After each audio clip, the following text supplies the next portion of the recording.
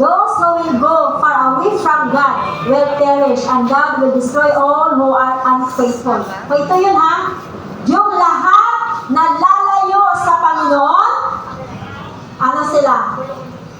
Malaglag, Bisaya pa. Will be destroyed. Tagalogin nyo yan. Will be destroyed forever. No? So, to those who are unfaithful, kahit kung mga lagad ka sa Ginoo, just be faithful. Amen? If you will serve God, be faithful in serving the Lord. Amen? Huwag ka na itong tao na maging unfaithful ka. Just be faithful na lang. Pangalagad ka, mga lagad na lang. At tinug-anay na pangalagad sa Ginoo. Amen?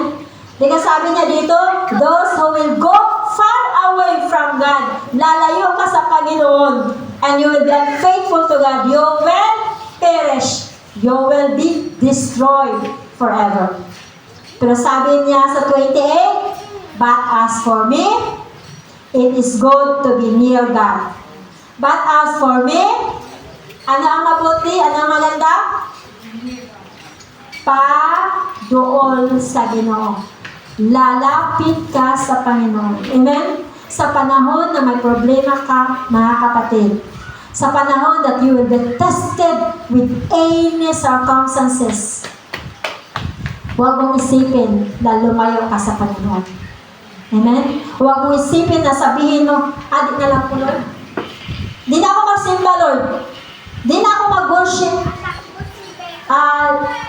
Musician, worship leader. Di na ako mag-back up. Di na ako mag-exhort. Di na ako ma-apil-apil. Di na.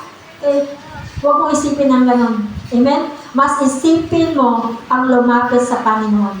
Pag may problema ang darating, sabihin mo pa, Lord, kapit mo, Lord. Kapitan mo, Lord. Hold me, God. Hawakan mo, Lord. Hindi ko na kaya. Pwedeng sabihin mo kay Lord, Lord, hindi ko na kaya. Lord, I was about to give up. Lord, I am giving up. Kahit sinabi, Lord, ni Pastor Eden, I'll never give up. No?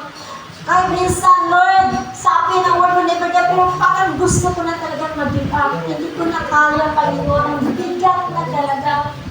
No? Grabe na pa, Lord. Grabe naman niya. Grabe naman kayo niya problema. Grabe naman kayo sumusunod naman na kuhaan kasi natiyan na di talaga maganda. Ang sakit na, ang bigat na. I am giving up. Pero but in the midst of this situation, huwag mong kalimutan, mas lumapit ka sa Panginoon. But as for me, sabi niya, it is good to be near God. And may the sovereign Lord, our refuge, amen? Sino ang refuge natin? Kuhaan ka ng kanibitang kapahulayan, or ato ang taguanan. Taguanan na to. No, pahulayan na to, taguanan to si God. Kung medyo kuhaan na ka kayo sa mundo, dito sa mundo, para inatake ka ng Satan, inatake ka na sa lahat ng mga kung ano-ano yun, bagyo, flood, linog, lapit terror. No?